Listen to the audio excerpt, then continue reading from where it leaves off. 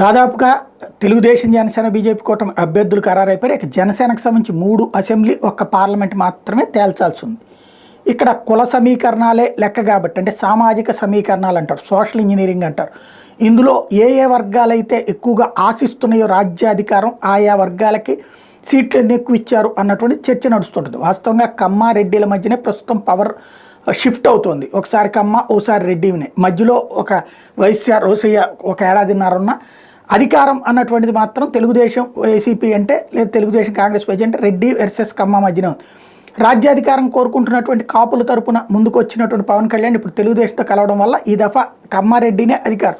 కాబట్టి సీట్లు ఎన్ని ఇచ్చారన్నటువంటి చర్చ సహజంగా ఉంటుంది. దాన్ని ఇప్పుడు లెక్క చూసుకుంటే ఇంకొక 3 అసెంబ్లీ, 1 పార్లమెంట్ అనౌన్స్ చేయాల్సి ఉంది జనసేన. ఈ లోపుగా చూసుకుంటే వైఎస్ఆర్ కాంగ్రెస్ పార్టీ ఎమ్మెల్యే అభ్యర్థులు బీసీలకి 41 మందికి ఇచ్చింది, అలాగే కాపులకి 21